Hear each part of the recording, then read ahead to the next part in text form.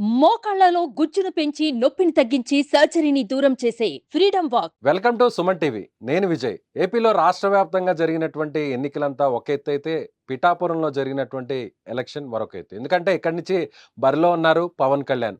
పవన్ కళ్యాణ్ పిఠాపురంలో గెలవబోతున్నారా? తొలిసారి ఆయన అసెంబ్లీలోకి అడుగు పెట్టబోతున్నారా?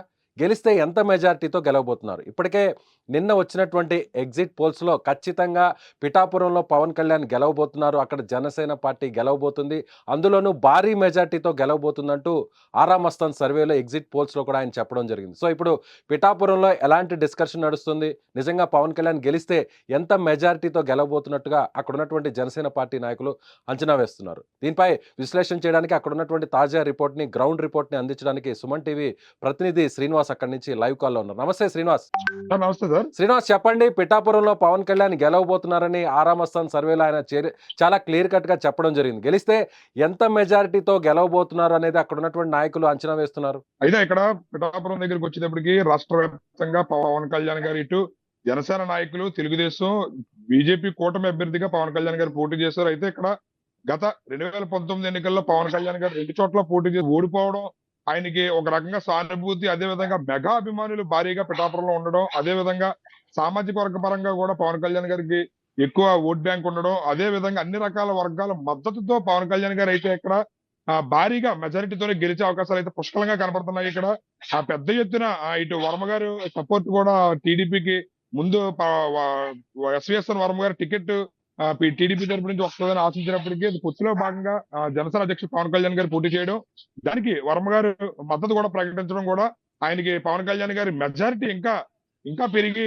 ఇంచుమించు సుమారు భారీ మెజారిటీ తీసుకొని ఇక్కడ అయితే మాత్రం జనసేన నాయకులు, అభిమానులు కూడా 70,000 పైన మెజారిటీ వస్తుందని చెప్పి అంచనాలు అయితే లెక్క చేస్తున్నారు. సో ఖచ్చితంగా పవన్ కళ్యాణ్ ఇక్కడి నుంచి గెలిచి అసెంబ్లీలోకి అడుగు పెట్టబోతున్నారు.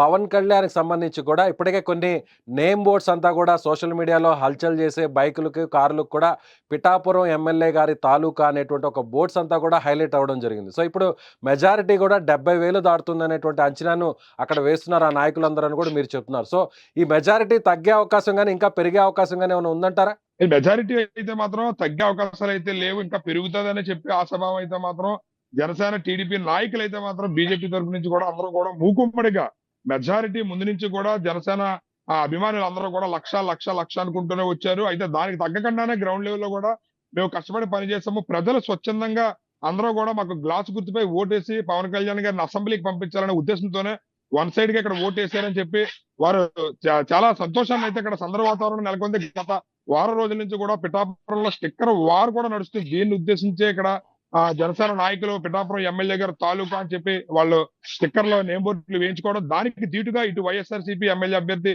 వంగ గీత విశ్వనాథ్ గారు కూడా మేము డిప్యూటీ సీఎం గారు తాలూకా అని చెప్పి అటు వైఎస్ఆర్సీపీ నాయకులు, కార్యకర్తలు కూడా వారు కూడా వాళ్ళు నేమ్ బోర్డులు వేయించుకోవడం, కారు పైన స్టిక్కర్లు వేయించుకోవడం కూడా ఇక్కడ పిఠాపురంలో అయితే గత వారం రోజుల నుంచి సందర్భ వాతావరణం అయితే నెలకొంది. పవన్ కళ్యాణ్ గారి మెజారిటీ ఖచ్చితంగా 70,000 పైనే ఉంటుందనే చాలా స్ట్రాంగ్ గా అయితే జనసేన నాయకులు, కార్యకర్తలు కూడా తెలియజేస్తున్నారు. సో పులివెందుల జగన్మోహన్ రెడ్డికి ఒక కంచుకోట, అలాగే కుప్పం కూడా నారా చంద్రబాబు నాయుడుకి ఒక కంచుకోట అని చెప్పాలి. ఇప్పుడు పవన్ కళ్యాణ్కి పిఠాపురం కూడా అలాంటి కంచుకోటగా మారే అవకాశం ఉందంటారా?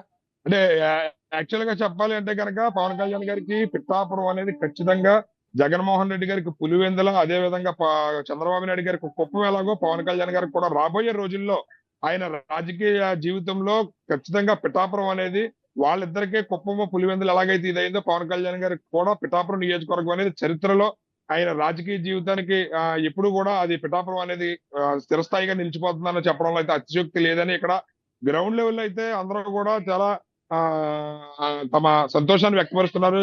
పిఠాపురం అడ్డా పవన్ కళ్యాణ్ గారు అడ్డా అని చెప్పి, పిఠాపురం గడ్డ పవన్ కళ్యాణ్ గారు అడ్డా అని చెప్పి వాళ్ళు తమ సంతోషాన్ని అయితే పంచుకుంటున్నారు. సో ఎట్టి పరిస్థితుల్లో కూడా పవన్ కళ్యాణ్ ని అసెంబ్లీ గేటు కూడా తాకనివ్వమంటూ కూడా వైసీపీకి సంబంధించినటువంటి ముఖ్య నాయకులందరూ కూడా పదే చెబుతూ వచ్చారు.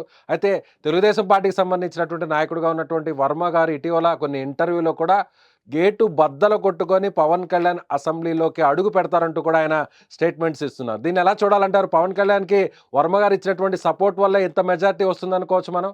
అంటే యాక్చువల్ గా చెప్పాలంటే కనుక ఇక్కడ మెగా అభిమానులు లేదా జనసేన నాయకులు, కార్యకర్తలు ముందు నుంచి కూడా 2019లోనే పవన్ కళ్యాణ్ గారిని పిఠాపురం నుంచి పోటీ చేయమన్నాం మేము. ఆయన ఇక్కడ పోటీ చేయకుండా గాజువాక భీమవరం పోటీ చేశారు. అప్పుడే పోటీ చేస్తుంటే మేము గెలిపించుకోవాలి వాళ్ళని చెప్పి 2019 పోటీ చేయలేనప్పుడే బాధపడ్డాం మేము. ఈసారి మేము ఖచ్చితంగా గెలిపించుకుంటా ఉన్నారు. అయితే దానికి వర్మ గారి మద్దతు కూడా ఆయన మెజారిటీ పెరగడానికి, విజయ అవకాశాలు ఇంకా ఇంకా మరింత బలం చేకూరడానికి వర్మ గారి మద్దతు కూడా చాలా వరకు జనసేన పార్టీకి, పవన్ కళ్యాణ్ గారికి ఉపయోగపడిందని, అది పవన్ కళ్యాణ్ గారు కూడా చాలా సందర్భాల్లో తెలియజేయడం అయితే జరిగింది. ఈ మధ్య కాలంలో గత వారం రోజుల నుంచి కూడా వర్మ గారు కూడా భారీ మెజారిటీతో పవన్ కళ్యాణ్ గారు గెలవబోతున్నారని చెప్పి ఆయన కూడా సంకేతాలు ఇవ్వడం కూడా జరిగింది. లక్ష మెజారిటీ అని నుంచి ఇటు పవన్ కళ్యాణ్ శ్రీనివాస్, లక్ష మెజారిటీ అని మొదటి నుంచి కూడా జనసేన పార్టీ చెబుతోంది. నిజంగా ఆ స్థాయి వరకు వెళ్లే పరిస్థితి ఏమైనా కనిపిస్తుందా గ్రౌండ్ లెవెల్లో? అలాంటి రియాలిటీ సిచ్యువేషన్ ఏమైనా ఉందంటారా? అంటే యాక్చువల్ గా ఇక్కడ వంగ గీతా విశ్వనాథ్ గారికి కూడా మంచి పేరు ప్రతిష్టలు ఉన్నాయి. ఆయన సిట్టింగ్ ఎంపీగా, కాకినాడ సిట్టింగ్ ఎంపీగా ఉన్నప్పటికీ గతంలో 2009 ఎన్నికల్లో ప్రజారాజ్యం పార్టీ తరపు నుంచి ఎమ్మెల్యేగా గెలిచినప్పటి నుంచి కూడా, ప్రజారాజ్యం ఎమ్మెల్యేగా గెలిచినప్పటి నుంచి పిఠాపురం ప్రజలతో మంచి సత్సంబంధాలు మెయింటైన్ చేయడం, మెయిన్ ఆవిడకి బలమైన క్యాడర్, మెయిన్ ముందు నుంచి కూడా ప్రతి ఒక్కరితోనూ కూడా పబ్లిక్ రిలేషన్ మెయింటైన్ చేయడంలో వంకా గీత గారు దిట్ట. ఎవరు ఏ సమస్యని వెళ్ళినా సరే వెంటనే స్పందించడం, ప్రతి ఒక్కరితోనూ కూడా చాలా సానుకూలంగా మాట్లాడడం, దాని వల్ల ఆవిడకి క్యాడర్ అయితే బలంగా ఉంది. వంగ గీతా విశ్వనాథ్ గారి మీద అయితే మాత్రం ప్రజల్లో మంచి స్పందన ఉన్నప్పటికీ కూడా అక్కడ పోటీ చేసేది పవన్ కళ్యాణ్ గారు కాబట్టి, పవన్ కళ్యాణ్ గారికి ఒక అవకాశం ఇద్దాము, జనసేన అధ్యక్షులే మనకి పిఠాపురం నియోజకవర్గం నుంచి పోటీ చేశారు, మన పిఠాపురం అభివృద్ధి చెందుతుంది, దేశవ్యాప్తంగా మంచి పేరు గుర్తింపులు కూడా వస్తాయనే ఆశాభావంతో ప్రతి ఒక్కరూ కూడా అక్కడ పవన్ కళ్యాణ్ గారి మీద ఆ వ్యక్తిగత అభిమానంతో ఆయన్ని లక్ష్యంగా గెలిపే దిశగా అయితే ప్రతి ఒక్కరూ పనిచేశారు. అదేవిధంగా అక్కడ ఓటర్ కూడా ఒక అవకాశం కల్పిద్దారు అని చెప్పి ఆ ఆలోచనతోనే అక్కడ ఎలక్షన్ అయితే జరిగిన తీరైతే మనకి స్పష్టంగా కనబడుతుంది. అదే విధంగా ఇక్కడ ఎలక్షన్ ముందు రోజు, గత 2 రోజులు, ఎలక్షన్ 2 రోజుల ముందు నుంచి కూడా ఇటు వైఎస్ఆర్సీపీలో డబ్బులు పంపకం దగ్గర సమస్యలు తలెత్తడంతో అటు చాలా వరకు కేడర్ గానీ లేదా ప్రజల్లో గానీ కొంచెం తీవ్రమైన వ్యతిరేకత కూడా అది జనసేనకి బాగా ఉపయోగపడింది. దీనివల్ల పవన్ కళ్యాణ్ గారికి ఏంటంటారు, డబ్బులు పంచడంలో సమస్య వచ్చింది అని అంటున్నారు. ఏంటి ఆ సమస్య ఏంటో కాస్త క్లారిటీగా వివరించగలరా? అక్కడ ఎలక్షన్స్ సందర్భంలో నియోజకవర్గంలో డబ్బులు పంపకం దగ్గర కొంతమందికి అంది, కొంతమందికి అందలేదని నాయకులు వాళ్ళు డబ్బులు తీసుకుని మాకు పంచలేదని చెప్పి స్వచ్ఛందంగానే రోడ్ల మీదకి వచ్చి బైఠాయించడం, అదే విధంగా వంగ గీతా విశ్వనాథ్ గారి పార్టీ ఆఫీస్ కి వెళ్లి అక్కడ ధర్నా చేయడం కూడా రాష్ట్ర వ్యాప్తంగా చర్చనీయాంశం అయింది. ఓటికి మాకు ఇవ్వాల్సిన డబ్బులు మాకు ఇవ్వకుండా అక్కడ నాయకులు తినేశారని చెప్పి స్వచ్ఛందంగానే రోడ్డు మీదకి వచ్చి ప్రతి ఒక్కరూ మా డబ్బులు మాకు ఇస్తారా ఎవరా అని చెప్పి ధర్నా చేయడం అనేది రాష్ట్ర వ్యాప్తంగా సంచలనం రేకెత్తించింది. దాని మూలంగా కొన్ని చోట్ల కొన్ని ఏరియాల్లో అది వైఎస్ఆర్సీపీకి తీవ్ర వ్యతిరేకతను తీసుకొచ్చి అది జనసేన పార్టీకి సానుకూల అంశంగా మారడంలో చాలా ఉపయోగపడిందని చెప్పి ఇటు జనసేన నాయకులు, కార్యకర్తలు కూడా తమ ఆనందాన్ని కూడా తెలియజేసుకున్నారు. ఆ రోజు జరిగిన సంఘటన వల్ల కూడా వైఎస్ఆర్ పార్టీకి జరగాల్సిన డ్యామేజ్ ఎక్కువగా జరగడంతో అది జనసేన ఇంకా మెజారిటీ దిశగా ముందుకి వెళ్ళడానికి అది కూడా ఒక కారణంగా చెప్పుకోవచ్చు అనడంలో జనసేన నాయకులు, కార్యకర్తలు కూడా తెలియజేశారు. సో కౌంటింగ్ సమయం ఎంత లోపల పట్టే అవకాశం ఉంది? కౌంటింగ్ జరగడానికి, రిజల్ట్స్ రావడానికి, అంటే తొలి ఫలితం రావడానికి ఎంత టైం పట్టే అవకాశం ఉంది? చివరి ఫలితం, తుది ఫలితం రావడానికి ఎంత టైం పట్టే అవకాశం ఉందంటారు? అంటే ఒకవేళ గెలిచాక పవన్ కళ్యాణ్ ఖచ్చితంగా అక్కడికి రావాల్సి ఉంటుంది. వచ్చిన తర్వాత ఆయన అక్కడ ఎలక్షన్ రిటర్నింగ్ ఆఫీసర్ దగ్గర నుంచి కూడా ఆయన డిక్లరేషన్ ఫామ్ కూడా తీసుకోవాల్సినటువంటి పరిస్థితి. సో పవన్ కళ్యాణ్ ఖచ్చితంగా వచ్చే అవకాశం ఉందంటారా? వస్తే ఫలితం ఎన్ని గంటల లోపల వచ్చే అవకాశం ఉంది? దాని గురించి, రిజల్ట్స్ గురించి అప్డేట్స్ ఇస్తారా? పవన్ కళ్యాణ్ గారు 4వ తారీఖు ఎన్నికలు పవన్ కళ్యాణ్ గారు అయితే ఇక్కడ పిఠాపురం నియోజకవర్గానికి సంబంధించి ఉదయం 8 గంటలకే పోలింగ్ ప్రారంభమవుతుంది. కాకినాడ జేఎన్టీయూ పరిధిలో అంబేద్కర్ సెంట్రల్ యూనివర్సిటీలో ఎన్నికల కౌంటింగ్ ప్రక్రియ ఉదయం 8 గంటలకి పోస్టల్ బ్యాలెట్ ద్వారా ఇంచుమించు పిఠాపురంలో 2000 పైచీలకు పోస్టల్ బ్యాలెట్లు అయితే నమోదయ్యాయి. పోస్టల్ బ్యాలెట్ లెక్కింపు పూర్తయిన తర్వాత 8:30 నుంచి ఈవీఎంలు ఓపెన్ చేస్తారు. ఇంచుమించు 18 రౌండ్లు పిఠాపురం ఫలితం వెలువడడానికి 18 రౌండ్లు అయితే కేటాయించారు. అరగంటకు రౌండ్ చొప్పున ఫలితాలు అయితే వెలువడే అవకాశాలు ఉన్నాయని చెప్పి తెలియజేశారు. 24 టేబుల్స్ అయితే జేఎన్టీయూ అంబేద్కర్ సెంట్రల్ యూనివర్సిటీలో 24 కౌంటింగ్ టేబుల్స్ ఏర్పాటు చేశారు. దానికి సుమారు 55 మంది సిబ్బందిని కూడా పిఠాపురం నియోజకవర్గ కౌంటింగ్ లెక్కల ప్రక్రియకి కేటాయించడం అయితే జరిగింది. ఇంచుమించు సుమారు 8 గంటలకు ప్రారంభమైన ప్రక్రియ 12:30, 1 గంట పూర్తయ్యేటప్పటికే చాలా వరకు ఒక కొలిక్కి వచ్చి ప్రక్రియ అయితే మొత్తం ముగిసే అవకాశాలు ఇంచుమించు సుమారు 12:30, 1 గంట లోపే ముగింపు అయ్యే అవకాశం ఉందని కూడా తెలియజేస్తున్నాం. అదేవిధంగా పవన్ కళ్యాణ్ గారి ఎన్నికల కౌంటింగ్ రోజు ఏదైతే ఉందో జూన్ 4వ తారీఖున మంగళగిరి పార్టీ ఆఫీసులోనే ఆయన అక్కడ ఎన్నికల కౌంటింగ్ ప్రక్రియను పరిశీలిస్తారని చెప్పి పార్టీ తెలియజేయడం అయితే జరిగింది. దీనిలో భాగంగా పిఠాపురం సంబంధించి ఆల్రెడీ జనసేన ప్రధాన కార్యదర్శి అయినటువంటి కొణిదెల నాగబాబు గారు ఆల్రెడీ గత 2 రోజుల క్రితం పిఠాపురం చేరుకున్నారు. జనసేన నాయకులు, కార్యకర్తలు, టీడీపీ కేడర్ తో కూడా ఆయన సంప్రదింపులు చేసుకుని ఏజెంట్లు సంబంధించి మీటింగులు కూడా పెట్టుకోవడం అయితే జరుగుతుంది. పవన్ కళ్యాణ్ గారు అయితే మాత్రం కౌంటింగ్ ప్రక్రియని మంగళగిరి పార్టీ ఆఫీసులో ఉండే పర్యవేక్షించనున్నారని చెప్పి అయితే తెలియజేయడం జరిగింది. సో మొత్తానికి ఫలితం రావడానికి, అంటే చివరి ఫలితం రావడానికి దాదాపుగా మధ్యాహ్నం 1 గంట సమయం పట్టే అవకాశం ఉంది. అయితే ఫస్ట్ రౌండ్ నుంచి సెకండ్ రౌండ్ నుంచి మెజారిటీ వచ్చే దాన్ని బట్టే ఒక రకంగా చెప్పేయచ్చు అక్కడ విక్టరీ ఖాయమని అనుకోవచ్చా మనం మార్నింగ్ నుంచే? ఖచ్చితంగా మొదట పోస్టల్ బ్యాలెట్ ఓపెన్ చేయడం నుంచే ప్రక్రియ అయితే మొదలవుతుంది. ఏదైతే కౌంటింగ్ ప్రక్రియ ప్రారంభించిన నుంచి వచ్చిన మెజారిటీ ఏదైతే ఉందో అదే కంటిన్యూ అయిపోయి ఎండింగ్ వరకు కూడా మేము అదే ఊపిరి కంటిన్యూ చేస్తామని చెప్పి జనసేన నాయకులు అయితే చాలా స్ట్రాంగ్ గా తెలియజేస్తున్నారు.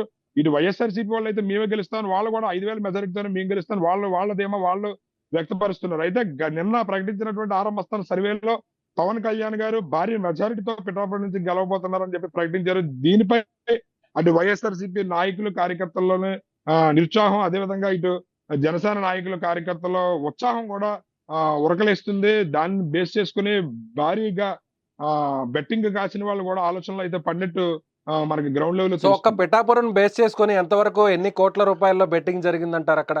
పిఠాపురం బేస్ చేసుకుని ఒక పిఠాపురమే కాకుండా రాష్ట్ర వ్యాప్తంగా దీని గురించి బెట్టింగ్లు అయితే భారీగా జరిగాయని ఊహాగానాలు వస్తున్నాయి.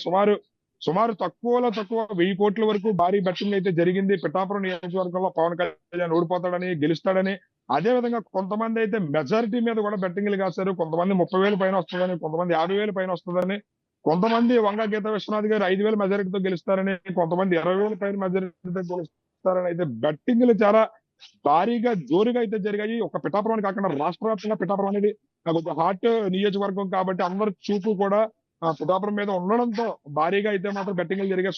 సుమారు 1000 కోట్ల వరకు బెట్టింగ్లు జరగచ్చని చెప్పి అయితే అంచనాలు అయితే రైట్ జరిగాయి. Srinivas, thank you so much. ఇది పిఠాపురంలో ఖచ్చితంగా పవన్ కళ్యాణ్ గెలవబోతున్నారు, గెలిస్తే ఎన్ని వేల ఓట్ల మెజార్టీతో గెలవబోతున్నారు అనే దానిపైన ఇప్పుడు నాయకులందరూ కూడా చర్చించుకుంటున్నారు. దాని మీద ఇప్పుడు పెద్ద స్థాయిలో కూడా బెట్టింగ్ నడుస్తుందని అక్కడ మా రిపోర్టర్ శ్రీనివాస్ చెప్తున్నారు. అదేవిధంగా ఆరా మస్తాన్ ఇచ్చినటువంటి ఏదైతే ఎగ్జిట్ పోల్స్ ఫలితాల్లో ఖచ్చితంగా తెలుగుదేశం పార్టీ కూటమి గెలవనప్పటికీ కూడా వైసీపీయే ఇక్కడ మళ్ళీ తిరిగి రెండోసారి అధికారంలోకి రాబోతుంది. అయినా కూడా పిఠాపురంలో పవన్ కళ్యాణ్ భారీ మెజార్టీతో గెలవబోతున్నారంటూ ఆరా మస్తాన్ చెప్పడంతో ఇప్పుడు ఒక్కసారిగా పవన్ కళ్యాణ్ గెలిస్తే ఎంత మెజారిటీతో గెలవబోతున్నారు, 50,000, 60,000, 70,000, ఒకవేళ 1,00,000 వరకు కూడా వెళ్లే అవకాశం ఉంది అనేటువంటి ఒక విశ్లేషణ అక్కడ నాయకులు కావచ్చు, అదేవిధంగా గ్రౌండ్ లెవెల్లో ఉన్నటువంటి క్యాడర్ కావచ్చు అక్కడ చర్చించుకుంటున్నారని మా రిపోర్టర్ చెప్తున్నారు. Thank you so much.